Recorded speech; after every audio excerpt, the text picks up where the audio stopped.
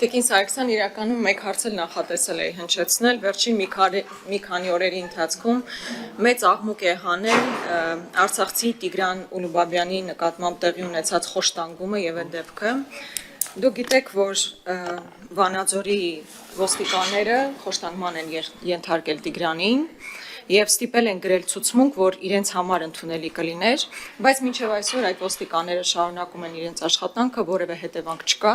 Ես ուզում եմ ձեր դիրքորոշումը լսել այս առումով, որովհետեւ գիտեք, զուգահեռներ կարելի է տանել, տեսեք, երիտասարդ Արցախցու նկատմամբ նույն բանն է, այսինքն տեղի ունենում է իրավիճակ, որը հետևանքներ գոնե մինչեւ այսօր չի եղել։ Նույնը տեղի ունեցել նաև ազգային ժողովի падգամավորի նկատմամբ, երբ օրը ցերեկով բոլոր այդ կամերաների ներկայությամբ ծեծել են, բայց եւս դրա հետևանքը չենք տեսնում, այսինքն այդ նույն մարդիկ, ովքեր ծեծի են ենթարկել, շարունակում են դեռևս աշխատանքը։ Սա կարծես թե արդեն համակարգային խնդիր է ստանում։ Շնորհակալություն Տիկին Գրիգորյան հարցադրման համար։ Վստահաբար տեղյակ եմ, թե ինչ դեպքի մասին է խոսքը եւ նաեւ հանրային տիրույթում ինչ խոսակցություններ են նաեւ այս դեպքի մասով պատտվում, բայց կարծում եմ, որպես ներքին գործերի նախարար անմիտ կլիներ մտնելու տեղեկատվության հոսքի մրցավազքի մեջ եւ հնդածս հայտարարելու այնպիսի փաստեր, որոնք որ դեռևս պետք է ճշգրտվեին եւ դեռևս պիտի կոնկրետ գնահատականների արժանանան։ Բայց հարցին ուզում եմ անդրադառնալ հետեւյալ ասպեկտով եւ նաեւ հնչեցնել որոշակի հարցադրումներ, որոնց պատասխանը որ պիտի քննությունը տա։ Նախ ցանկացած իրավիճակում մեր խնդիրն է հանրային համերաշխության պահպանումը, բայց կոնկրետ այս դեպքի մասով տարբեր մտքեր են հնչեցվում, որ Լեռնային Ղարաբաղից բռնի տեղահանված մեր հայրենակիցներին, մեր քույրերի եւ եղբայրների նկատմամբ Հայաստանի Հանրապետությունը չի պաշտպանում նրանց, հակառակը ավելի է թիրախավորում, նրանք մենակ են, նրանց պետք է պաշտպանել ոստիկաններից, ոստիկանության համակարգում կա Լեռնային Ղարաբաղից բռնի տեղահանված անձանց նկատմամբ առանձնահատուկ վերաբերմունք եւ այսպես շարունակ։ Ես պիտի հստակ արձանագրեմ, որ Լեռնային Ղարաբաղից բռնի տեղահանված մեր հայրենակիցները առանց այտել իրադարձությունների բերումով տուժել են եւ գտնվում են խոցելի իրավիճակում, տեղահանվել են, ունեն բազմաթիվ կարիքներ, որոնք ըստ էության հասցեագրման եւ նաեւ լուծման կարիք ունեն եւ այստեղ անընդհատ փորձել էմոցիոնալ դաշտ ստեղծել նրանց համար, դա որևէ մեկի համար, որևէ ձևով օգուտ բերող process չի կարող լինել եւ հակառակը, այդպես ավելի են թիրախավորվում մեր հայրենակիցները եւ կարծում եմ, որ այս պարակչական գործողությունները ընդհանուր հանրային խոսույթում պիտի դադարեցվեն, որովհետեւ դա նվազն բարոյական չէ։ Պատասխանատու հայտարարում եմ, որ Հայաստանում լինի ՀՀ քաղաքացի, լինի Լեռնային Ղարաբաղից բռնի տեղահանված անձ, եթե կա անձի իրավունքների պաշտպանության հարց կամ կա անձի իրավունքների խախտման հետ կապված հարց, չկա որևէ տարբերություն, որովհետև մենք գործ ունենք մարդու հետ։ Սա առաջինը։ Կոնկրետ դեպքի մասով ես պիտի ասեմ հետևյալը, որ խոշտանգման կամ մարդու նկատմամբ բռնության ցանկացած ահազանգ իհարկե մտահոգիչ է, ես մտահոգիչ եմ անձամբ համարում, հատկապես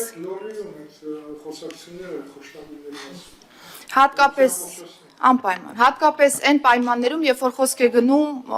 իմ գլխավորած կառույցի մասին, ոստիկանների գործողությունների մասին եւ հետեւաբար այստեղ կրկնակի ջանք պիտի գործադրվի, որ օբյեկտիվ լինի process-ը եւ մենք կարողանանք ճիշտ հետեւություններ անել եւ այստեղ բնականաբար ցանկացած ահազանգին պիտի հաջորդեն ստուգողական գործողություններ եւ իմ արձագանքը եղել է անմիջապես հարուցվել է ներքին անվտանգության եւ հակակոռուպցիոն վարչությունում ծառայողական քննություն, զուգահեռ կա նաեւ քրեական վարույթ քննչական կոմիտեում այս դեպքի մասով։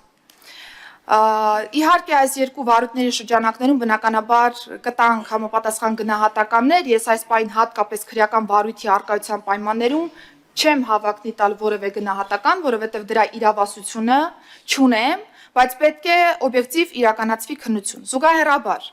պետական քաղաքականության միասնականության տեսանկյունից ես արդեն իսկ համապատասխան առաջարկ եմ ուղարկել նաև գլխավոր դատախազին, քննչական կոմիտեի նախագահին, արդարադատության նախարարին, մարդու իրավունքների պաշտպանին եւ նաեւ քաղաքացիական հասարակության մեր գործընկերներին, ձևավորելու աշխատանքային խումբ եւ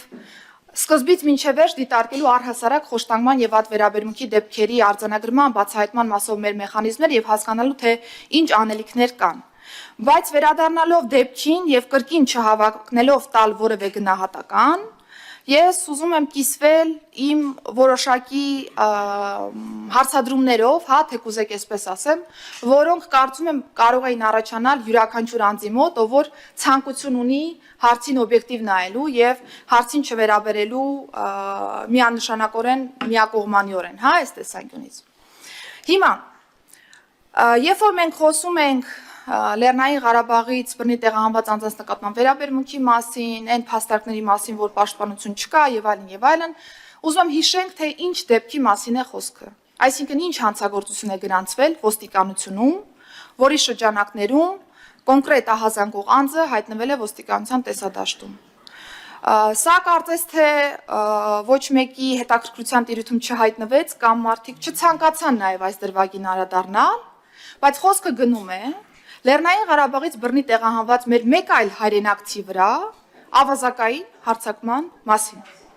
որտեղ որ տանը եղել է մի կին եւ անչափահաս երեխաներ, կատարվել է հափշտակություն ոսկյա իրերի եւ ես հետամուտ եմ լինելու, որպեսզի Լեռնային Ղարաբաղից բռնի տեղահանված մեր տվյալ հայրենակցի նկատմամբ կատարված հանցագործությունը բացահայտվի եւ բոլոր անձին կենթարկվեն պատասխանատվության, որովհետեւ նորից եմ շեշտում, ունենալ նմանատիպ խոցելի վիճակում գտնվող հայրենակից եւ նրա նկատմամբ կատարել ավազակային հարձակում, գործընկերներ, գողություն չէ, ավազակային հարձակում, երբ որ մենք բոլորս գիտենք եւ տուժողն էլ գիտի հանցան կատարած անձին, նրա ներկայությամբ է կատարվում արարքը եւ չի թաքցվում տվյալ հանցագործության իրականացումը։ Երկրորդը Խոշտանգման այս դեպքի ընդհանուր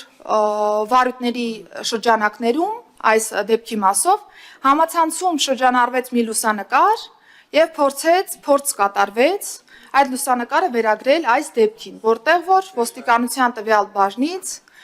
թևանցուկ մի անձի դուրս են բերում ոստիկանության բաժնից եւ փորձ կատարվեց նաեւ զուգահեռներ անցկացնել այս երկու դեպքին եւ որպես ապացույց խոշտանգման եւ անձի դրության մասով բերել այս լուսանկարը։ Չնայած որ մենք հերքեցինք հանրայնորեն, որ այս լուսանկարը կատարված է մի քանի տարի առաջ եւ բացարձակ կապ չունի այս դեպքի հետ, բայց դերևս շարունակվում է այս լուսանկարը կապվել այս իրադարձության հետ եւ պնդել, որ անձը տվյալ վիճակում է եղել։ Սա հարցադրում եմ հնչեցնում, ինչու։ Ինչու է այս դեպքի հետ կապվում մի իրադարձություն, որն այս դեպքի հետ կապ չունի։ Այս դեպքի մասով տարածվեց համացանցում մեր երկու ծառայողների մասով առնվազն լուսանկարներն եմ ես տեսել։ Պիտի փաստեմ, որ ծառայողներից մեկը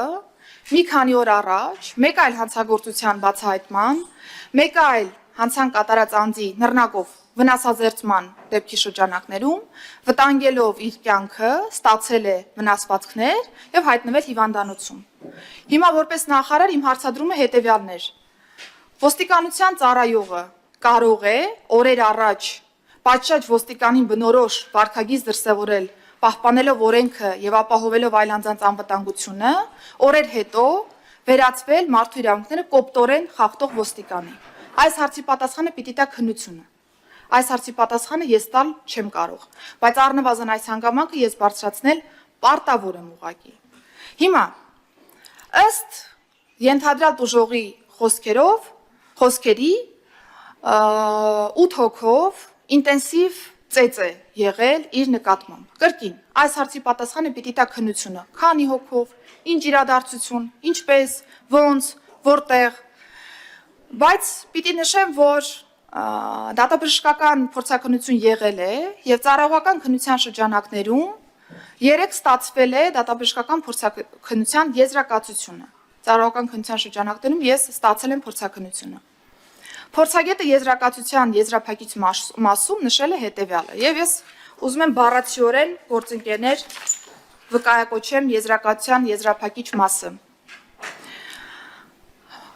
Բուժհաստատությունում նշած ձախ ականջախեցու եւ գլխի ծոծրակային շրջանի փափուկ հյուսվածքներ սալջարդեր ախտորոշումը հիմնավորված չէ զննության օբյեկտիվ տվյալներով, որի պատճառով էլ որպես մարմնական վնասվածք չի ընդունվում եւ չի մեկնաբանվում։ Ինչ կարելի է եզրակացնել հանրային տիրույթում նման մանրակրկտությամբ դեպքի մանրամասների նկարագրությունից ինտենսիվ ծեծ, 8 հոգի, հարվածներ դեմքին, վենաշապիկը հանելու process եւ փորձագետի եզրակացությունը եւ նաեւ ուժհաստատության տված նախնական ախտորոշումը։ Ինչ է ստացվում, որ նման իրավիճակի պայմաններում թե հիվանդանոցը, թե դատաբժիշկը պիտի տար ավելի բարդ նկարագրություն իրավիճակի, քան որ մինչև այս պահը ֆիքսված է։ Սա ուղղակի փաստեր եմ արձանագրում, որպեսզի յուրաքանչյուրս իրավիճակին նայենք օբյեկտիվ եւ չտանք գնահատականներ, չսեւացնենք որոշակի անձանց, որոնք որ կարող է վերջնարդյունքում մեղավոր չհամարվեն, բայց նորից եմ շեշտում, ես գնահատական չեմ տալիս։ Ես ֆիքսում եմ, որ կա քաղաքացու ահազանգ, որտեղ նշվում է, որ 10 րոպեն 1 ինտենսիվ ծեծ է եղել է տարբեր վնասվածքներ, եղել են 8 հոգի, 10 րոպեն 1 ինտենսիվ ծեծի արդյունքում չստանալ վնասվածք եւ անկախ փորձագիտական եզրակացությամբ դա չֆիքսվի, սա ուղղակի պիտի դառնա օբյեկտիվ քննության առարկա։ Գործի շրջանակներում բոլոր այս հանգամանքները պիտի քննարկվեն, պիտի հարցաքննվեն ոստիկանները, տարածքի հնարավոր տեսախցիկները, եթե կան այդպիսիք, պետք է առգրավվեն։ Դատաբժշկական փորձաքննությունը պետք է ուսումնասիրվի, փորձագետը միգուցե հրավիրվի հարցաքննության եւ այլն եւ այլն։ Ես ապավինում եմ քննչական կոմիտեին այս հարցով օբյեկտիվ եւ արդար քննություն իրականացնելու համար։ Եթե քննության արդյունքում պարզվեց, որ ոստիկանության ծառայողները ունեն մեղավորություն, միանշանակ այդ ծառայողները կենթարկվեն պատասխանատվության։ Եվ եթե պարզվեց, որ կա կեղծ մեղադրանք ոստիկանության ծառայողների նկատմամբ, միաժամանակ ըստ այդմ բնականաբար պիտի վրա հասնի պատասխանատվություն սուտ մատնության, տրամաբանության մեջ։ Հետևաբար ես առաջարկում եմ ընդհանուր այս քննարկումները չդիտարկել միակողմանի կերպով, ես որևէ թևին որևէ մեղադրանք կամ արդարացում տալ չեմ ուզում, բայց առնվազն հարկ համարեցի ազգային ժողովի նկատմամբ հաշվետվողականության շրջանակներում հնչեցնել այն բոլոր հարցադրումները, որոնք անձամբ ինձ համար առանձնահատուկ են եւ կարիք ունեն համակողմանի եւ օբյեկտիվ եւ լրիվ դիտարկման եւ քննության։ Կարծում եմ յուրաքանչյուր անձի մոտ, որ ցանկություն ունի իրավիճակի օբյեկտիվ նկարագիր տալու, այս հարցադրումները պիտի առաջացած լինեին Տիկին Գրիգորյան։ Հարցադրումներից պատասխանները բնականաբար պիտի տա քննչական կոմիտեն, որովհետև այս փուլում ծառայողական քննության շրջանակներում նմանատիպ գնահատականներ տալ ես չեմ կարող, որովհետև կա քաղաքացու իրավունքների պաշտպանության ավելի լավ գործիքակազմ, ավելի հուսալի, ավելի լայն գործիքակազմ, որը քրեական վարույթն է, եւ կարող է քննչական կամ դատավարական այլ գործողության շրջանակներում տարբեր հանգամանքների հայտ գան, հերկվեն կամ հաստատվեն։ Հետևաբար ես սպասում եմ քննչական կոմիտեի քննության արդյունքներին, վստահ լինելով, որ կլինի օբյեկտիվ բազմակողմանի եւ անաչառ քննություն, որի արդյունքներում ինչ ֆիքսվեց, իմ հետևությունները կկազմեն ըստ այդ արձանագրումների։ Կլինի ոստիկանի մեղավորություն, ոստիկանները պետք է ենթարկվեն օրենքի ամբողջ խստությամբ պատասխանատվության։ Կլինի կեղծ մեղադրանք ոստիկանության ծառայողի նկատմամբ, ուրեմն այս անձը եւս պիտի ենթարկվի պատասխանատվության։ Շնորհակալություն, Տիկին, նախ ֆիքսեցինք դա Վիլեն Գաբրիելյան։ Ես կարճ պետք է արձագանքեմ։ Շնորհակալություն, Տիկին Սարգսյան։ Երբ ասում եք արցախցիների նկատմամբ թիրախավորումը պետք է բացառել եւ այլն, ես շատ ուրախ եմ, որ նման արձանագրում եք անում, բայց ցավոք քաղաքական մեծամասնությունն է, որ այնպիսի օրինակներ է ստեղծել, որոնք ուղղակի այլ բան չեն թողնում ենթադրել, որ կա հաստատի քաղաքականություն թիրախավորելու արցախցիներին։ Իմ կողքին նստած մարդը Գագիկ Մելքոնյանն էր, որ հայտարարում էր, որ արցախցիները իրենց պետք է հյուրի նման այստեղ պահեն, թող իրենց գործողությունները չափավորեն։ Հղում կարող եմ կատարել Ալեն Սիմոնյանի հայտարարություններին։ Ձեր մասով էլ կարող եմ ասել, որ վստահաբար տեսած կլինեք այնպիսի պարեկների մասով տեսաձայնագրություններ, որոնք ուղղակի թիրախավորում են մարդուն, բացառապես այն պատճառով, որ իրենք ունեն Արցախի ծագում։ Այսինքն խոսել նրա մասին, որ դրանք կեղծ, բուտաֆորիկ հայտարարություններ են, մեղմ ասած իրականությանը չեն համապատասխանում, որովհետև կան կոնկրետ օրինակներ, կոնկրետ դեպքեր։ Այս եւ պարոն Սիմոնյանի, Աշոտ Սիմոնյանի վերաբերյալ դեպքերը ես հատկապես այն դիտանկյունից էի տալիս, որ գիտեք, ասում են կան քննչական գործողություններ, իրավական գործընթացներ են տեղի ունենում, այս բան գնահատականներ տալ չեն կարող կասեցնել ոստիկանների գործմաները, հա, այսինքն ծառայողական պարտականությունները չեն կարող կասեցվել, բայց այդ գործողությունները իրավական շատ երկար են տևում։ Օրինակ Աշոտ Սիմոնյանի գործը արդեն քանի տարի է քննվում։ Կարող է մի 5 տարի շարունակի քննվել, բայց այն մարդիկ, ովքեր հրապարակային, ես էլ հրապարակային ա եղել, կոնկրետ ծեծի են ենթարկել, այդ մարդիկ շարունակում են ծառայություն իրականացնել։ Հիմա այս գործն էլ կարող է մի 5 տարի քննվի, բայց եթե պարզվի, որ խոշտանգման դեպք է եղել, փաստացի 5 տարի շարունակ